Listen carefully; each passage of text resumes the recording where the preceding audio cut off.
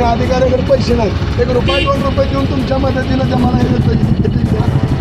पंढरपूरच्या चंद्रभागा नदीवरील अहिल्या पुलावर अनेक खड्डे पडले असून या खड्ड्यामुळं अनेक अपघातांना आमंत्रण मिळते.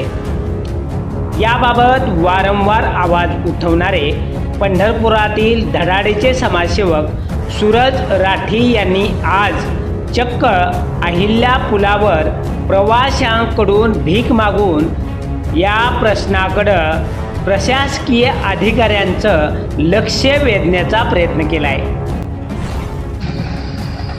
काय झालं, या रस्त्यावर मोठे मोठे खड्डे पडले, या अधिकाऱ्याकडे पैसे नाही खड्डे बुजवायला, बिगड्या खड्डे बुजवून घ्यायचे. बिगड्या या अधिकाऱ्यांकडे रस्ता बुजवायला खड्डे नाहीत, बिगड्या आम्ही रस्ते बुजवून घेतो.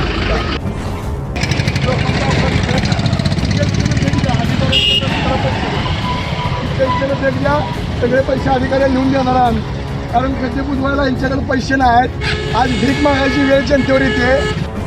रस्त्याला खड्डे पडले, लोकांचे अपघात होत आहे, अधिकाऱ्यांकडे पैसे नाही, म्हणून ही खड्डे बुजवायसाठी 1 रुपया 2 रुपयाची मदत द्या. अधिकाऱ्यांना भीक नेऊन द्यायचे.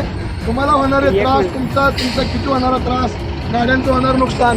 लोक एवढे तरसले आहेत की रस्त्याला खड्डे पडलेत बुजवायला सुद्धा लोक पैसे देत आहेत, लोक विचार करत नाहीत.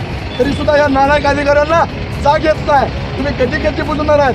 आज गणपतीच्या विसर्जनावेळेस असा मोठा अपघात झाला, त्या अपघातामध्ये एका कार्यकर्त्याचा बळी गेला. म्हणून मी भीक मागून अधिकाऱ्यांना पैसे देतोय. आता तरी जागो व्हा. बघा, भीक द्यायला लागले, आता तरी जागो व्हा. अहिल्या पुलावर पडलेले खड्डे बुजवून घ्या.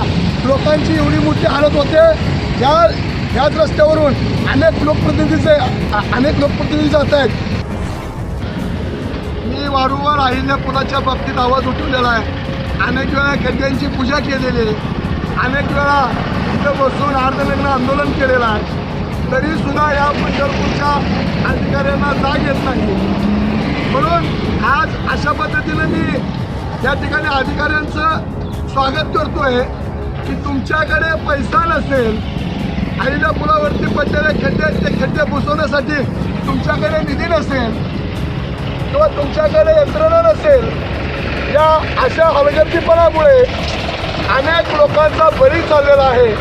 मागच्याच 15 दिवसामध्ये आपल्या गणेश विसर्जनाच्या वेळीस याच पुलावरून एक मोटरसायकलवाला पावसाच्या वेळेस त्याला खड्ड्याचा अनुभव आला नसल्याने तो पाण्यामध्ये पडून त्याचा मृत्यू झालेला आहे.